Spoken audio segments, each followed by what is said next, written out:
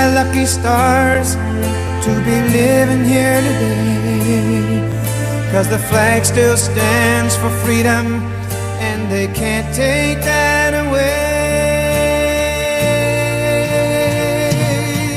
You're listening to Wild About Liberty on KXEX 1550, where we discuss the importance of our liberty and how to preserve it. Now, here's your host, Terry Wild. Well, thank you for tuning in, and we're going to have a good show for you today, and hopefully useful information and things that will help you deal with a lot of the things that are going on in our government and in our community. And so I'd like to introduce my guest today. We have Richard Bailey, a local attorney and someone that really has spent time on researching and getting the facts. Richard? Howdy. I'm just sitting at the feet of the master. Oh, thank you. And we have, you're not Bill Long, after all. You actually are Bill Scott. And Bill, this is a number of times you've been on the program, and we really appreciate your comments and insight. Well, thank you. I'm completely new at this, and I really don't have much of an idea what I'm doing, but I enjoy doing it. And the easy way to remember my name, BS. Yes, it is. And then we have our call-in guest, Lawrence Hebron. Lawrence, you are doing some amazing things. You're running for school board in the San Bernardino County area, but you just have a lot of insight. You've written a number of books we talked about on the other program, and so we appreciate you coming on and being our guest. Well, thank you. I appreciate joining the others here, and just want to let Bill know that he does not have a monopoly on BS, so I can make my contribution there too. Well, you know, we're going to get started and discuss some of the breaking news that's going on. And so, Richard, what are some of the things that you're paying attention to? Well, I do a daily news update, and it goes out to some people. And that includes political cartoons and Babylon Bee, which is a good place to start because it gives you a feel for where things are going. One of the interesting things the last couple of weeks has been the cartoonist's favorite topic, besides cleaning up San Francisco's poop for Chairman Xi, has been Iran, surprisingly enough. And the cartoons generally have Iran either pulling the strings or basically snake charming what they're calling terrorism, which is, fits the times. And it also puts a big load on Biden and Obama for funding the whole thing. And students get special mention for, first of all, asking to kill Jewish people, but then making sure that their student loans are funded. So we've got a ton of that stuff.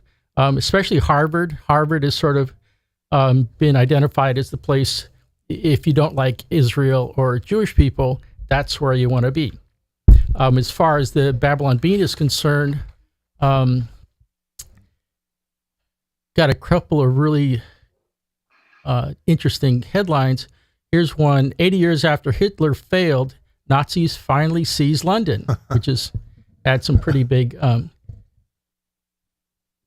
kind of scary demonstrations. Another one, Hamas says all AK-47s found in Gaza hospital were strictly for medicinal use. I mean, it's good. In other words, if you can't poke fun, then you're not going to move forward intellectually on this stuff. Let's see. Oh, yeah. Then we got the LA fires. According to this one Babylon Bee headline, Newsom says homeless camp pallet fire was caused by climate change. And Newsom hatches plan to burn all the freeways down so no more people can leave California. So that gives you a little flavor. It's nice to sort of get a feel for where the news is going. The other thing that I wanted to cover initially was what are the good sources of information, and I'm sure all the other people in the panel can tell us. Newsmax is great. Breitbart, I use a lot. I've got like maybe 10 sources. The Post Millennial is great. Lately, I've been going to the Jerusalem Post because they have, they're a little closer to the story. Town Hall is great. Let's see. Fox, Breitbart. Still okay. Breitbart's great. Yeah. I started out skeptical on them, but lately they've been coming through. Red State and Town Hall are really good. The Daily Caller is Tucker's outlet. I let the Wall Street Journal, use them, kind of with questions. Just the News is a great source. So, does anybody else have anything on things like that?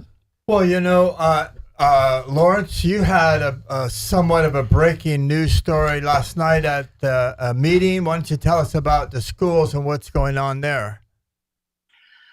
Yeah, this is something I'm afraid is probably going on across the country in the various school boards and school districts. Went to a meeting last night of our local school board, which is the Redlands Unified School District. Give them a probably unappreciated plug considering what they're doing. There were a number of us who wanted to get an item placed on the agenda having to do with pornography in the school libraries. And that sounds like something, oh, come on, that can't really be true. Well, I'm afraid it is. The school board would not allow it on the agenda, so you have to wonder what's going on there. So a number of us went in anyway, and during the community input section, we could talk for 3 minutes on different topics. And so several of us each picked a book. Now there's a group of very concerned parents in this area who've been checking on some of these books in the library, and they are just plain disgusting. There's no other way to describe it. I can't imagine why anybody would allow this in the school libraries. And for all you listeners out there, might be a good idea for you to check on this. I went in there and I told them, I started a report on one book. I said, I'm not even going to read what's in here. Some of the other people read some of the excerpts. I mean, it is as graphic as can be, and not in medical terms either. This is kind of street language. As graphic as can be. And these are in high school, middle school, and in some cases, even elementary school libraries. And so I complained about this when I said, I'm not even going to tell you, I'm not even going to read some of the excerpts from it because it's so vile and disgusting. Unless you think that I am some overly sensitive, puritanical prude, I'm a United States Marine veteran. And anybody who's been in the Marine Corps knows that there's a lot of pornographic material floating around the barracks, probably every barracks around the world. So we've all seen it. We're familiar with it. And this stuff disgusts me. So the point I made was, if something is so disgusting that a Marine finds it unacceptable, it is definitely unacceptable for your school library. Well, so a big issue, and I urge your listeners to check into this. Exactly right. And, this is the second week of this program. So we've been on for 10 days. And the whole point of the program was to bring people information and awareness about what's going on.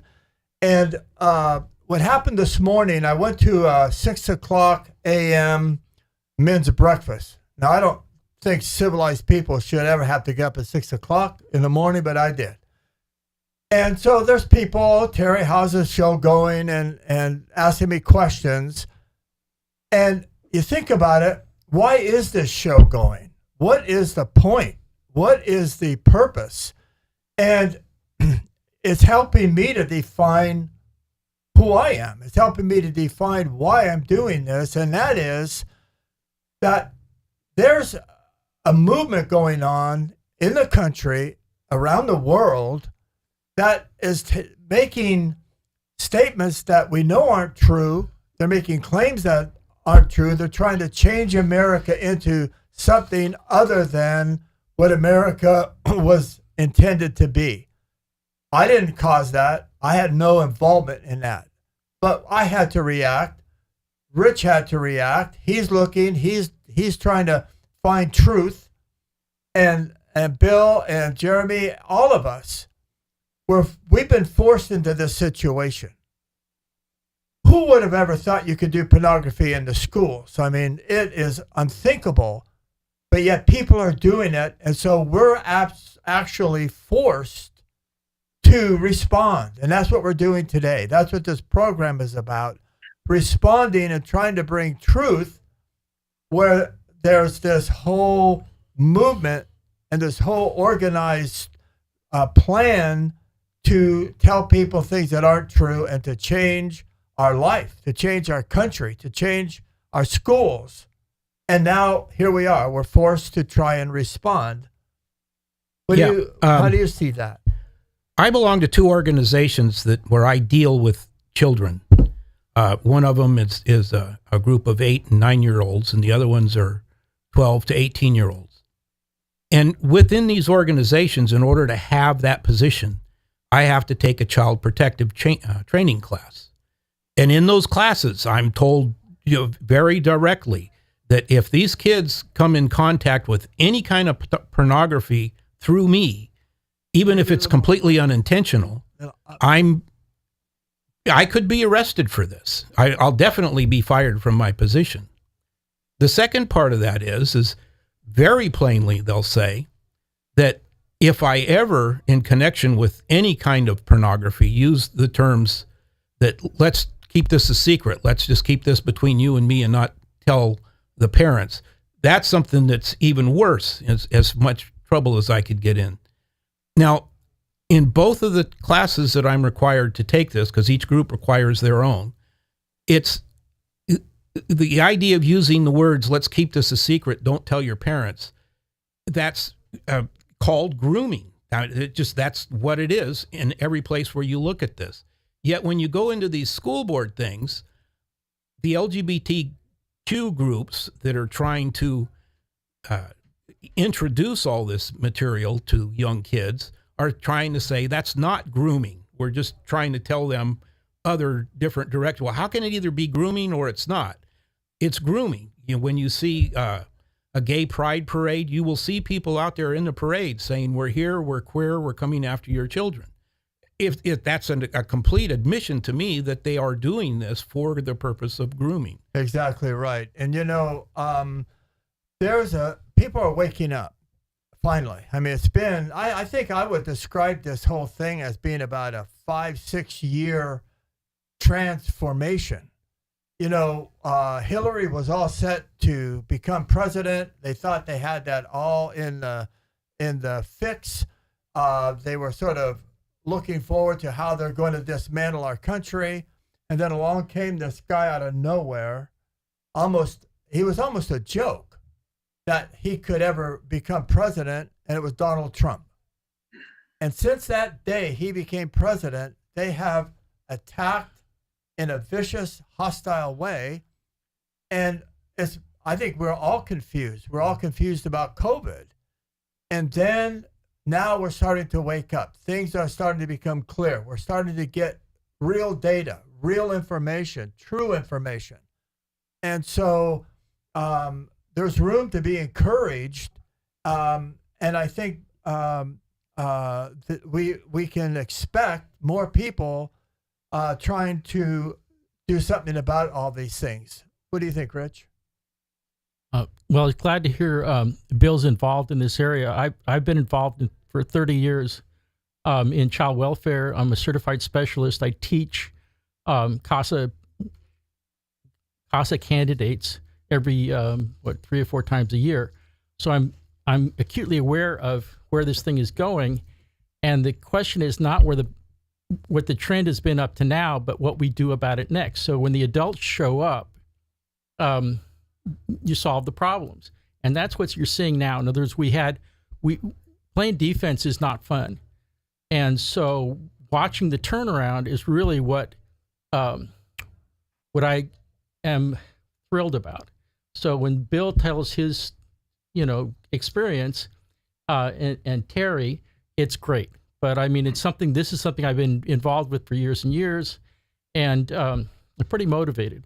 And so, in terms of the structure of it, you see, the Mad as Heck group has shown up, and then you start looking at realignment. So, in my daily news update, the realignment section is always kind of interesting.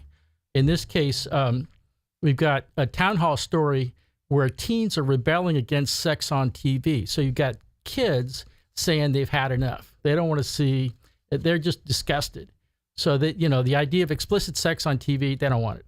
At least that's the trend.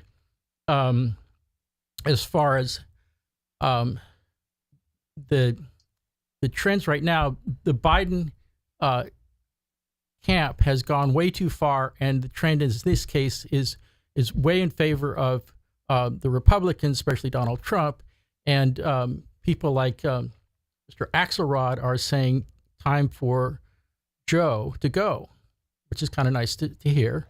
And there's a post-millennial article saying that Trump now has, in the swing states, is trouncing Joe Biden in terms of electoral college. So those are the kind of things that you can look at, and you can sit there and sort of ground yourself in fear, or you can ground yourself in what the scripture calls, the fruit of the Spirit, which is joy and all those things. So the idea is to turn the corner and move forward. And that's what I'm seeing happen right now. And Lawrence, you've written 2 books, one fictional, one non-fictional, about how we can turn things around politically in our country, but say in our county and in our state of California. What would you tell people that they can do? How can we be successful to change what's going on right now? Well, one of the biggest things is I think you need to disassociate yourself from the establishment.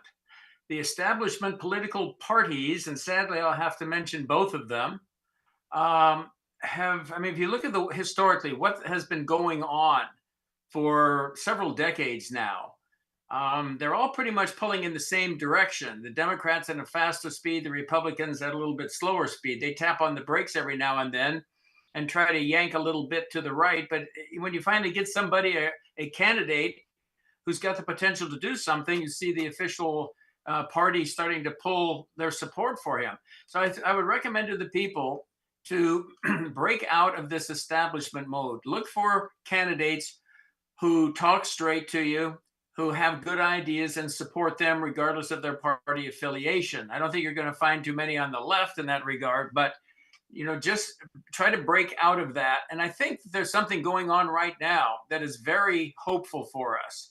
And we're talking about child pornography and everything else that's going on in the schools, the sexual abuse. It's a huge problem here in the Redlands School District where I'm located.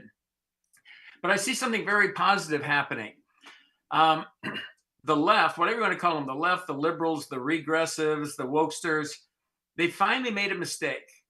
For decades now, they have been very clever and very patient and made a lot of progress, but they finally made what I believe is a huge strategic error. And when you think about it, they had to. As you look over history, you'll notice that sooner or later, evil always comes after the children. Evil will always come after the children. And now that's starting to happen. It's been happening generally as we've been degrading our schools and debauching our morals. And that's had an effect on everyone. But just in the last few years, you see a very deliberate and concentrated attack directed on the kids.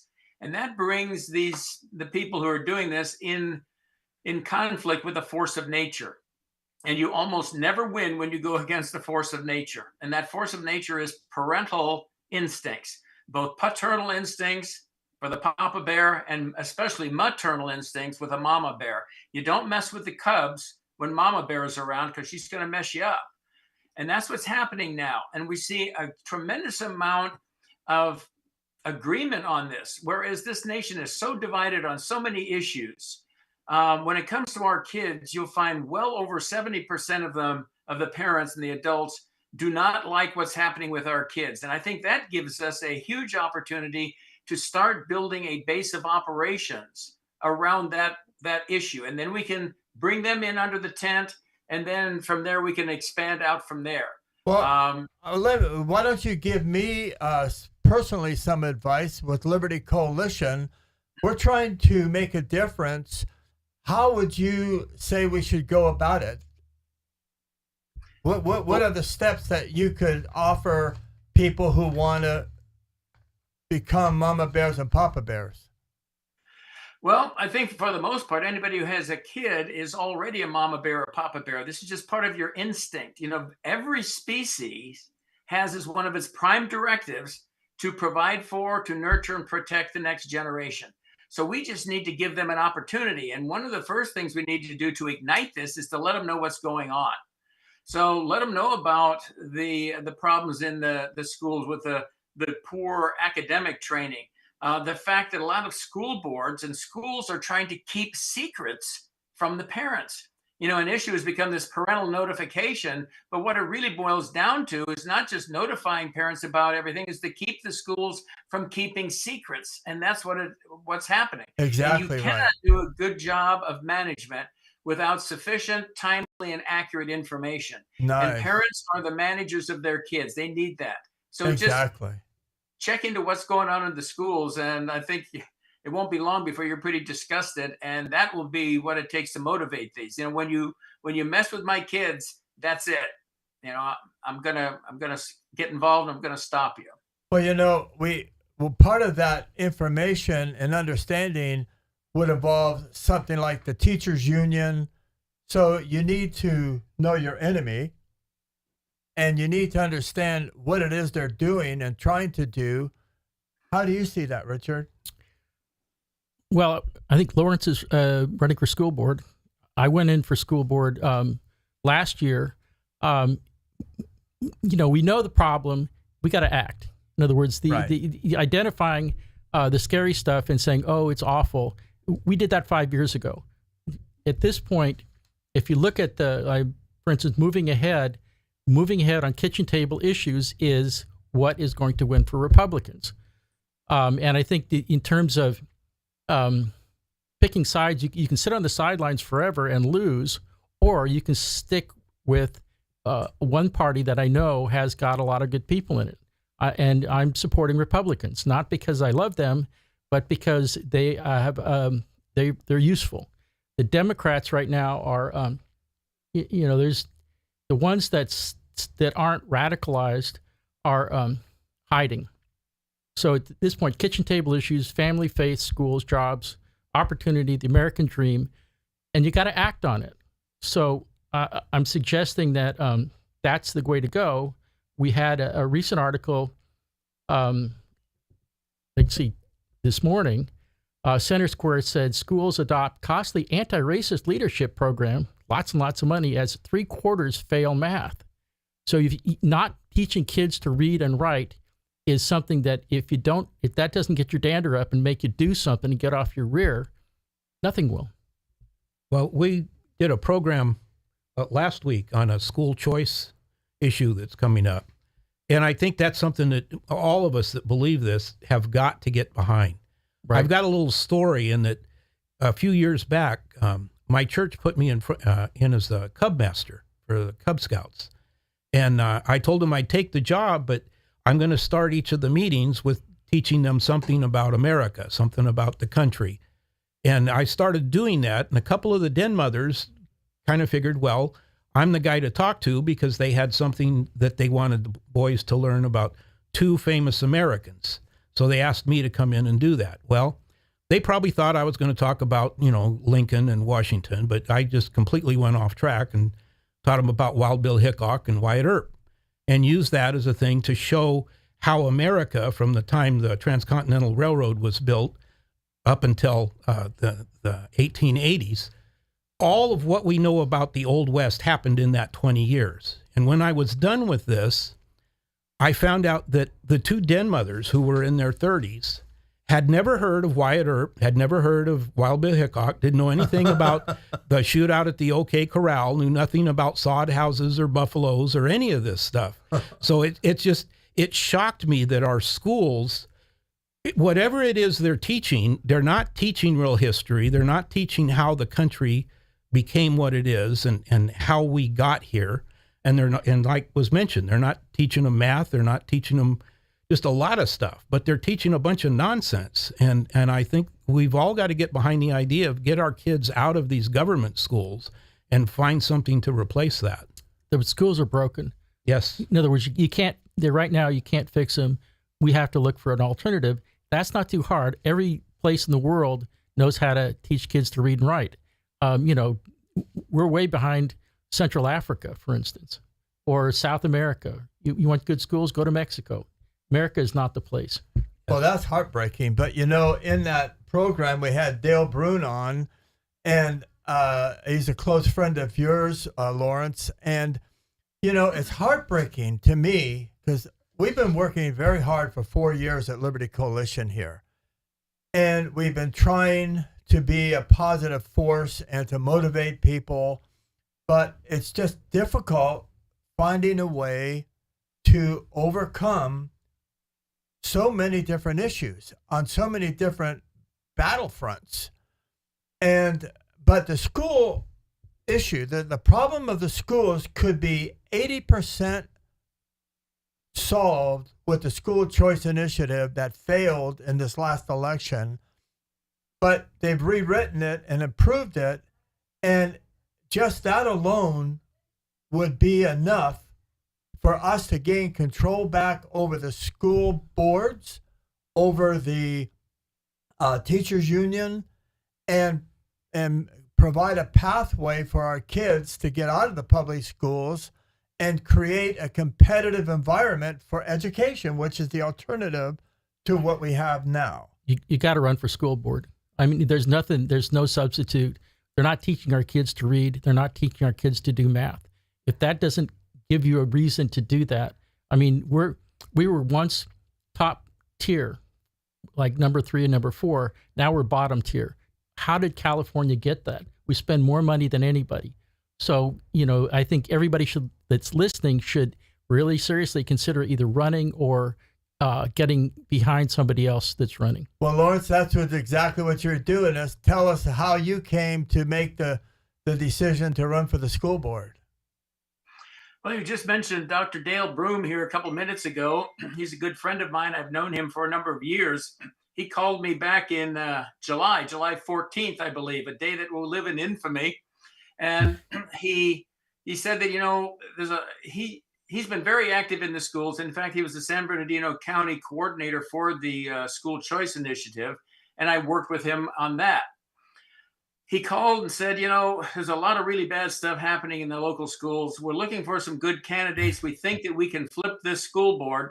And I happen to notice that you live in one of the districts. Would you prayerfully consider running?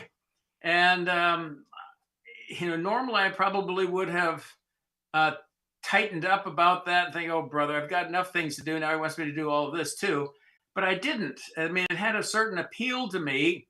And after a couple of days, I was to the point where I would actually have to find a reason not to. It just seemed like the right thing to do. And so I got involved in it. And I want to say a thing here about this school choice, if I can, for a moment, because I know this is going to come back to eventually bite me. I was very active with Dr. Brune in the School Choice Initiative, going all around Southern California, getting signatures and making presentations. A lot of people think that the School Choice Initiative is the enemy of the public schools, and we need to disabuse them of that notion. It is not. In fact, I'm not sure what the number is now. I know a couple of years ago, 37 states had some form of school choice program enacted. And now I think it's around 40 schools. So that means that about 80% of all the states have a school choice program of some kind or another. And that means we've got a wide base for research, and this has been going on for some years. So some of the information we've been gathering is this, that the public schools tend to improve once school choice is initiated. That's because for the first time they've had to compete. And so the product here is a well-educated child. And if the public schools, the government schools, are getting kind of lazy and lackadaisical about that and just using their opportunity with the kids to indoctrinate them, well, parents are getting fed up with that. And when they have the chance to leave, they do. So school choice helps bring the public schools back in line, getting them committed to doing the thing that they're supposed to do, which is educate, not indoctrinate our kids.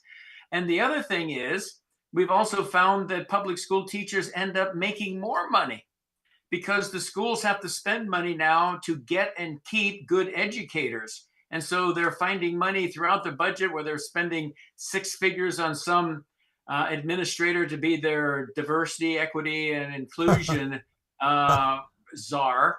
Now they're saying, okay, we can't afford to spend money on this nonsense. We have to spend it on the teachers. So school choice is one of the best things that can happen to the public schools and one of the best things that can happen to the public school teachers. So the homeschooling is the biggest growth sector in education. Thomas Sowell, if you haven't read it, you got to read that. His Charter Schools and Their Enemies, great book, little skinny book. You can read that. He took inner city kids in New York in the same building, and they ended up with results that were consistent with very rich neighborhoods. So choice lifts the whole system. I think that's what Lawrence is saying, and I agree with that. Well, Yeah, there I was agree with that too. several years ago, I don't remember how long ago, but there was a school voucher program on the ballot, and the teachers' unions really came out against it. And one of the phrases they were saying is that with this voucher system, there's nothing to keep somebody from opening a school for witches, right? As that was supposed to scare the parents that there could be a government-funded school for witches. And all that told me is that the teachers union were so afraid of that there would be parents that would actually choose to take their kids to a school for witches because they knew they were going to get a better education than what they were getting in the government school. And you're right. If whatever school that parents pick is going to be something that's going to be better, which would then make the regular schools have to pick up the pace and keep up with the competition. So you know what that's saying, for you who are listening right now, and I'm sure if you're listening to this radio program, you're some kind of conservative. And it was my experience because, Lawrence, I went up and down Northern California dropping off materials to different county representatives for the School Choice Initiative, and I recruited people for that also. And there was a lot of confusion, but people were looking to criticize little aspects of it, and they weren't happy with the homeschool component. But what we have to do now and moving forward, if Dale can get that on this next ballot for the next election, I'm telling people you need to support this. This is a huge win. This is like winning, getting on Omaha Beach and taking the beach. And it will lead to all kinds of improvements and benefits for the parents having the ability to control their children. So put it on your list of things that are important. Support this school choice initiative. And it's not under that name now. Dale has changed the name. But we're going to get the word out on that. And we're going to help promote that. And there's a few details that Dale still has to work out. But it's really, really important. So in San Francisco, when there was the recall of the school board, what they used was Save Our Kids. So I think the move right now would be to get a Save Our Kids sign on every lawn you can right now before the early part of the year. So if you see those signs blossoming on lawns in your district, you've got it. So Save Our Kids worked in San Francisco, which is not a real conservative place, and they dumped a whole school board. So I think if Save Our Kids is a great hook for this kind of a campaign. I love that. So, well, we have some other things that are going on, and one of them has to do with the federal government intruding in all kinds of ways in our life. And one of them is the forest management and the maintenance and proper supervision of our forests and that is a big thing here in Central Valley because it has a lot to do with water. And we just had a guest this morning at Liberty Coalition who told us that there's enough water savings by just properly managing the forests and the trees that are taking the water and consuming the water that could be available to the farmers. What do you think of that, Guy? I think I agree. In 2016, I wrote an article for the Fresno Bee called "Restoring Forests to Tame Wildfires Means More Valley Water." If you do proper restoration, forest management, thinning, understory control, you end up with the equivalent of 2 extra reservoirs, for free, because it really doesn't cost anything to thin the forest because you're going to be marketing the thin product, and you don't end up with the wildfires. So the people who have done fire suppression have been in control of our forests for like 30, 40 years, and as early as turn of the century, even Dianne Feinstein was saying, you guys are going to end up with a disaster. And right now we have maybe a third of our forests have been destroyed. That's an ecological disaster. The amount of carbon that was dumped into the atmosphere is more than the cars that we drive in California for a whole year. So you have the Sierra Club and some of these organizations, which have a ton of money, jump all over anybody who tries to touch a tree. I know that the federal, like the Forest Service and even the Park Service, they would love to manage the forest properly. What is stopping it right now are these well-funded left-wing organizations like the Sierra Club, and it's tragic. I mean, I look at the forest. Our family had lumber mills growing up. We had a company that was in that business. So when it comes to what they done to our forests, I take it personally. But the whole point of that is they. Who are they? The Sierra Club. They are part of it, but there's more to the they than just them, because the government has come in and claimed the right to declare part of a state's forest as national reserve and all these other issues. And in my mind, it's they are the people who are trying to change our lives. They're trying to control us, encroach on us, and put us under their influence, take our rights away. So they become a pretty significant threat and enemy. How do you see that? Well, yeah, the first thing they do is they take control of the language. But who are they? Well, how would you define they? The way I would define they are people who do not like capitalism. You can call them socialists, you can call them communists. They're actually, a lot of people try to lump the two together. They are two different things. But whoever it is doesn't like capitalism. And if capitalism is free to run the country the way it would be, like that was mentioned, we used to have logging all through California.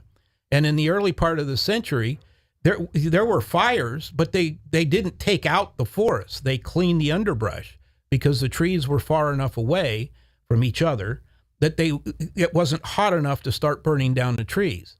And then when it got to trying to get rid, one of the things that was talked about today was the thing about the spotted owl. This started the death of the California logging industry. And it turns out that the spotted owl wasn't having any problems growing in new growth trees. They didn't survive only in old growth trees. And it just, because they had control of the language, they were describing the situation the way they wanted it seen. The communists, the socialists that wanted to get rid of capitalism, they wanted the government in charge. They didn't want Sierra, there was a company. The Sierra Club. No, not the Sierra Club, the logging company. Sierra Forest Management or something Sierra like that. Pacific. Sierra Pacific, yeah. They didn't want them in charge. So that's what we have today. We now have the government in charge of the forest rather than the capitalists, and things are worse. There's no way you can describe it better today. Well, the controlling the language is the problem. In other words, restoration is the word that puts us in control. In other words, you control the understory. Right now, there's a bunch of states, Idaho, Arizona, North Dakota, Hawaii, Wyoming, Kansas, and Washington all have active forest restoration programs. Forest restorations means you thin the forest. You have log decks, just like in the old days. You have lumber mills. So the point is, and it's having federal, like the Forest Service manages the forest. They've done that for 150 years. So the question is, what do you do about it? I mean, the thing is, unless you control the language, restoration is the word. And the Bush administration implemented the Forest Restoration Act in 2003. So the Forest Service has been anxious to implement that restoration program ever since. And what's blocking it right now are these special interests like the Sierra Club, which are not scientific and they're not state of the art. Outfits like the Nature Conservancy are implementing that program, and the electric company like Edison, their forests don't burn, and Nature Conservancy's forests don't burn. The Forest Service forests burn like crazy because they get sued. And I've talked to forest rangers who tell me they're scared. They're going to lose their job if they do this, and it's all because of those special interests. And those special interests get their money by suing themselves Yes. and the state. But, let me see if I can make sense out of this. We're talking about they. And they are the people that are trying to ruin our schools, they're trying to ruin our forests, they're trying to take advantage. So who are they? Well, we may not be able to identify every one of them, but you have to have some sort of a idea in your mind what you're trying to address. And you start with the fact that people who get elected to public office end up having the ability to control the spending and flow of money, and who gets money and who doesn't get money from being elected at a local level, a state level, a federal level. So whoever they are in control of the money. They reward the people they want to reward. They empower the people they want to empower with money. They put a committee together. They get a research group together, and they put all this money on the table. So they control the money. And then they make appointments, and they appoint all these bad actors that are supporting their agenda. And that includes the schools. It includes all of the ecology and all these issues that we're trying to deal with. So if you want to cut the head of the snake off or take over the snake, it's all about getting the right people elected. Yes, but the consensus in favor of forest restoration is what we're dealing with. So these anti-science people are in the minority. There's a few big, deep pockets that are still funding the Sierra Club, but they've taken a lot of heat for it. In other words, burning down all our forests is not a solution to ecological fitness. Which is a common occurrence. Yeah, and that's what we've been doing for the last 20 years. And so whenever I drive through the local forests and I see them, sticks, I'm saying, thank you, Newsom. The thing is, we have a consensus building for restoration. And when you default back to they and you make it general, we know specifically who's responsible for holding this up. And you got to hammer those guys. Well, that takes us right back to where the show started. And that is, we're trying to give you information that'll help you make the right decision and vote for the right people. And so one of our next shows is going to be about why we're not winning at the ballot box. And so we have some information that tells us that the Democrats have 2-to-1 registered voters in the state of California. We know that the no party preference people a lot of them are disgruntled Republicans, and they are a huge block. And then we have the Hispanic vote. And so we have to find a way to appeal to the Christians, especially. Take your civil responsibilities, your civic responsibilities serious and vote. Get other people to vote. Let's work with the Hispanic community and help them build the capability of getting the message out to the Hispanic community. And so we're come to the end of this program. Bill, what a joy to have you on. Thank you. This program's gone quick. Jeremy, you did it for us. Lawrence can see us now. And Richard, again, thanks for being such an influence and a help on this program.